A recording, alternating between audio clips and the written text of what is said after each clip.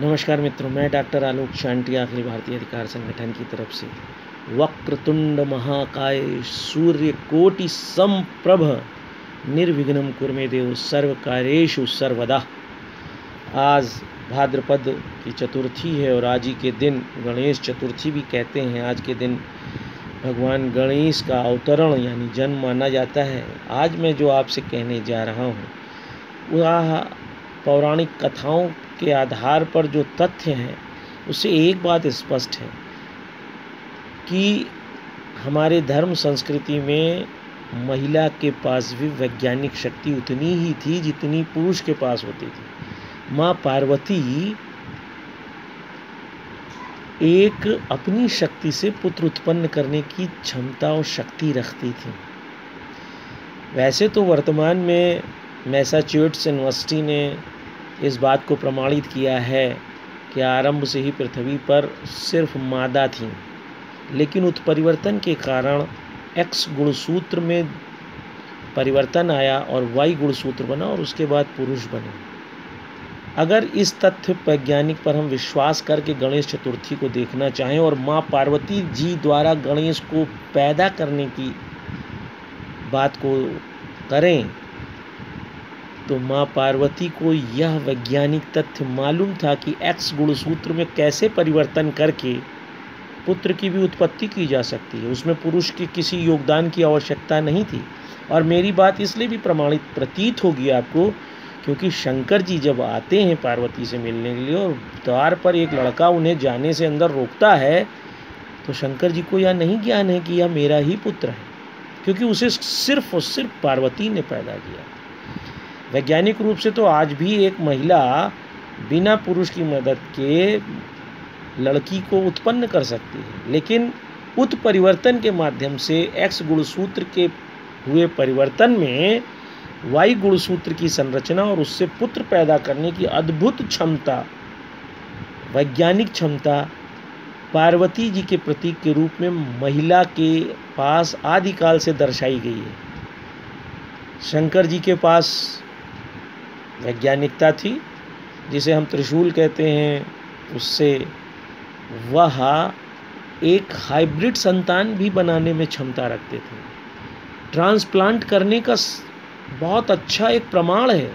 विश्व की सर्वाधिक प्रतिष्ठित नेचर पत्रिका में गणेश जी के ऊपर एक आर्टिकल छपा और जिसमें माना गया कि मानव अंगों के ट्रांसप्लांट के सबसे प्रथम प्रतीक के प्रमाण जो हैं वो भारत के देवी देवताओं के रूप में स्थित गणेश जी हैं। वैसे मैक्सिको में भी गणेश जी को कटकरी देवता कहते हैं, वो भी उनके भी सूंड होती है। लेकिन शंकर जी द्वारा गणेश जी की हाथी के शरीर को सिर को स्थापित करना यह बताता है कि शंकर जी के पास भी यह अद्भुत विज्ञान था कि वह किसी भी जीव जंतु के शरीर को मानव शरीर से जोड़कर देख सकते थे।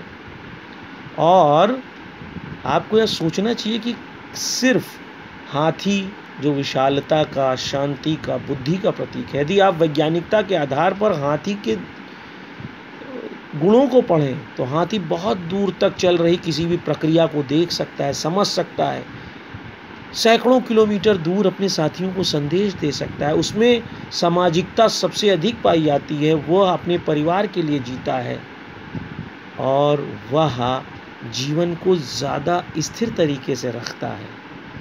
ऐसे में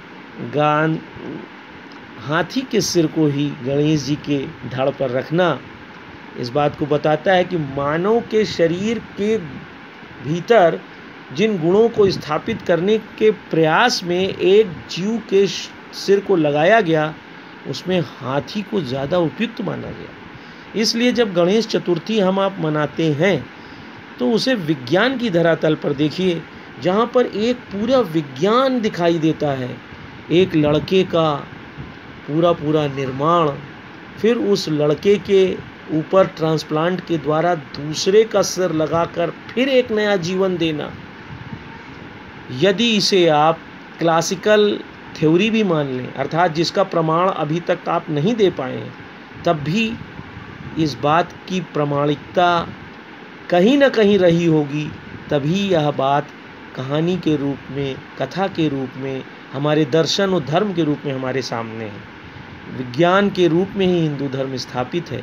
और इसीलिए यदि हम गणेश चतुर्थी को सिर्फ गणपति बप्पा मोरया, अगले बरस तू जल्दी आप के आधार पर ही समाप्त न समझें, केवल उसे धूमधाम से मनाकर प्रसाद चढ़ाने का त्यौहार न बनाएं, तो गणेश वह पहले विज्ञान के स्वरूप हैं जिनसे मानव की प्रवाह, मानव की विद्वता, मानव के जीवन में एक अथाह संभावना दिखाई देती है। यही कारण है कि गणेश को प्रथम देवता कहते हैं, क्योंकि वह बुद्धि के भी देवता के रूप में साथ में गणेश के साथ जुड़ी कई कहानियाँ इसीलिए हैं।